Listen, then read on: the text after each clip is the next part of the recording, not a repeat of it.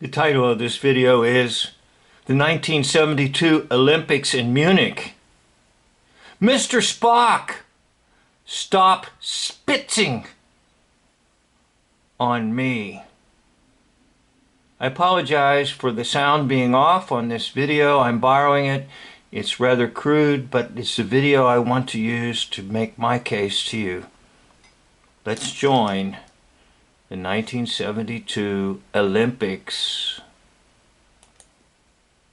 1972, the nation of Israel was less than 30 years old, but its Olympic movement was thriving with athletes and coaches who had immigrated from all over the world. Andre. There he is, Andre Spitzer, with the glasses on. Almost all the photos of Andre Spitzer are with glasses on. He's the fencing coach. Andre, I know who you are. You don't fool me, Andre. You've got that Spock hold.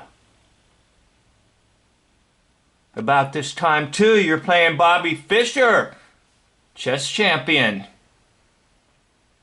You've been very good at deception, Mr. Spock. Your powers from the Vulcan planet have been very useful in deceiving the world.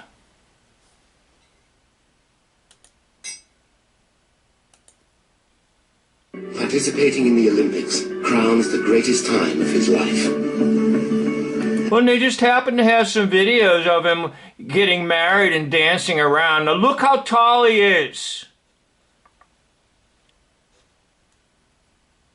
A year earlier, Andre got married. His wife, Anki, gave birth to their first child just 5 weeks ago. We were a young couple, very much in love. And we just had a beautiful baby daughter was born, so what could go wrong? Nothing. Andre Spitzer, born in Romania, was then...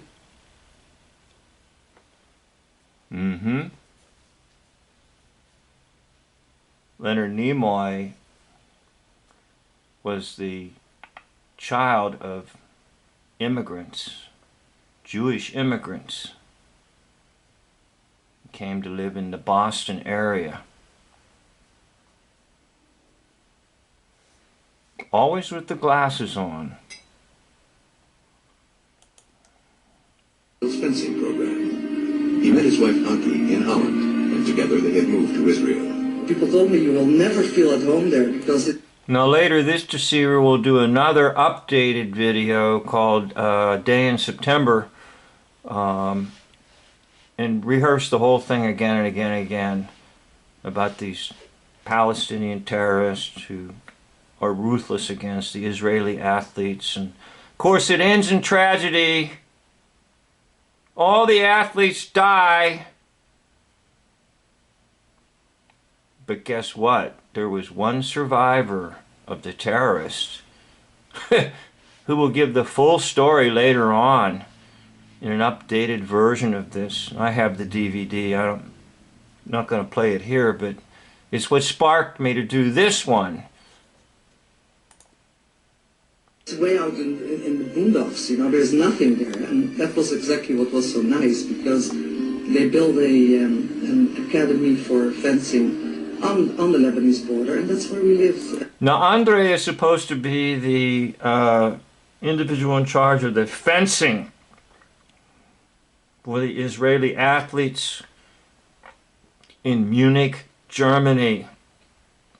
Now they'll go on about how this is X number of years after the big event that supposedly took away 6 million, okay? And it wasn't too far from a work camp, later renamed something else. But anyhow, Andre will be involved in this play And it's a very interesting play because it's got live coverage. And it's so stupid because someone sticks their head out the window of an apartment complex. And everybody's afraid. And if you just use logic, all they had to do was just drill a hole somewhere and put some sleeping gas in the apartment. And everybody would have gone to sleep peacefully. But no, this thing was an international play on television to win sympathy and the feelings of the world for the new nation of Israel, which is a phony. I'll say that even though it was not the regular life, because it was only us and the students, I think I remember that year as the most beautiful year of my life. For the Israelis, a return to Germany less than 30 years after the Holocaust was an exercise in courage and determination. The Munich Stadium was built less than 20 miles from Dachau. Okay, once again, Andre Spitzer with his glasses on. So the world doesn't know. It's Leonard Nimoy, Mr. Spock. Star Trek, the original, came out in 66. This is 72. So he's one of the most interesting characters on television. In fact, there was kind of a Spock craziness that took place because he was so successful in his character as Mr. Spock. So therefore, he's got to hide his face somehow. Of these ghosts haunted this delegation. Several members of the team had either lost their families in Nazi camps or were themselves survivors. Among them, Israeli fencing coach Andre Spitzer. Look, he's wearing those dark glasses even in teaching fencing. Now, one of the things I like to do a little bit to maybe add to my presentation is the height. Leonard Nimoy is listed as being 6 feet tall. Andre Spitzer is listed as 5'10". Most likely, Andre Spitzer is 6 feet tall. But they didn't want to give it away. But Andre Spitzer is tall and skinny. And so was Leonard Nimoy, Mr. Spock. Time of our lives. You know, it was also my first Olympics, but because I was there with Andre, and every day we went to competitions, we walked around the village, we went to see movies, there was jam sessions with music, we met. No, you did nothing. Because Leonard Nimoy was rehearsing his lines. All kinds of international athletes. I mean, this was really, in my opinion, the right concept of the games. Anki Spitzer lived outside the Olympic compound, but even without a pass, entering the grounds was easy. Andre had a pass, but I didn't. So what did we do? I figured that according to the German concept, the exit is only for going out and not for going in. So I came in every day. Look how tall he is. Through the exit, you know, and nobody questioned me. We said, guten Tag, wie geht's, yeah? And then we went to his room, and I slept there. On September the 3rd, day 8 of the competition, Andre Spitzer had a day off. He and his wife travelled to Holland, where their 2-month-old daughter was being treated in a hospital. You can see this is a piece that's added to make like he has sideburns. You can see it's fake. Okay. Andre returned to Munich that evening. The train was standing in the station. We both opened the doors and he jumped in and I started to run next to the train. And he opened the window and he said, I'm going to call you the minute I get to Munich.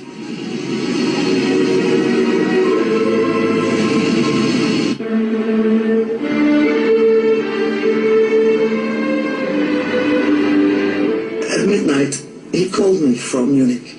And he says, Anki, I'm back into the Olympic Village. I'm going to sleep in my bed, almost for the first time there, you know. I said, and is everybody there? And he said, no, nobody is here. I heard that they went to the theater to see Fiddler on the Roof, and I'll wait for them to see them. So he's talking. He says, another 50 pfennig. We have to talk. So he says, I love you, I love you. I said, I love you too. And he said, I'm angry that I couldn't stay another day. They had this little, for however long it lasted, this glimpse of heaven, of when everything was brotherhood, could be, all the hatred could be put aside. I will never forget Andre at the Olympic Games in Munich. When we were walking around and suddenly he saw the Lebanese team. And he said to me, here, the Lebanese are here. I'm going to ask them how their competition went. Okay, so this is an emotional build-up. Supposedly he goes over and talks to the Lebanese and wants to buddy around, and of course then he becomes captive. The world tension is focused on these Israeli captives, and then of course the whole ending of the story is tragic, and hence the sympathies of the world are directed to the somewhat newly formed not nation Israel that was formed in 1948 as the nerve center for the Fourth Reich, as the control panel for the hoaxes and hoaxers, as the safety zone where no one is allowed to make any comments about anything in that safety zone. The whole thing was a stunt, a ploy, a Masonic play. And yet, no one objected or noticed the phoniness of the whole thing. So I think it's time we'll go to the Pic Triv and try to get some results for you, as I know you're probably interested in seeing that.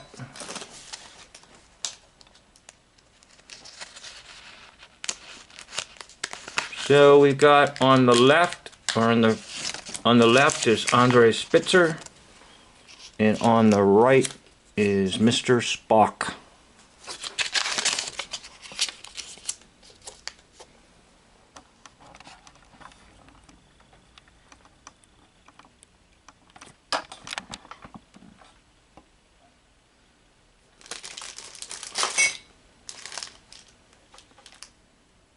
Okay, keeping the same photo on the left of Andre Spitzer, and then having a little bit of a younger photo of Mr. Spock or Leonard Nimoy on the right. And once again, this is complete different variation. Andre Spitzer on the left, rather young face, and Leonard Nimoy or Mr. Spock on the right. You get your higher match there. You might say something like, well, I don't think that's high enough to convince me. Well, that's okay. I'm not too worried about it.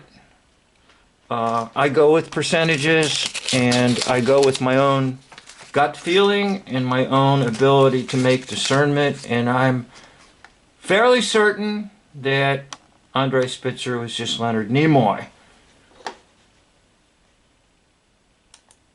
So there he is, Leonard Nimoy, famous from Star Trek, born in 1931.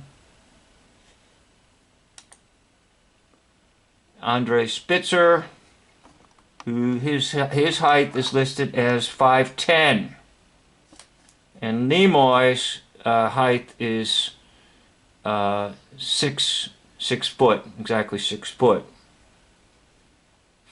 So you can see just by going by their stats, it's 2 inches off, but most likely that doesn't matter. You can see when you watch the videos of Andre Spitzer, he's very tall.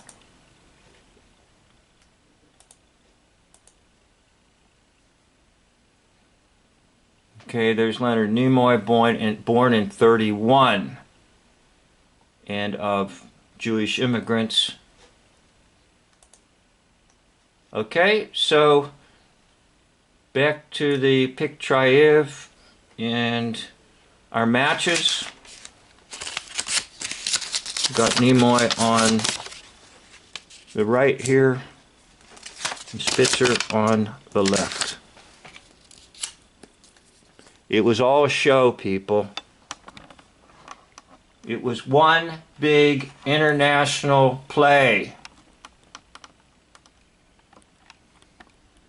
There were no athletes that died and no athletes that got hurt in Munich at the Olympics in 1972. I'd like to thank you for watching this video and a video.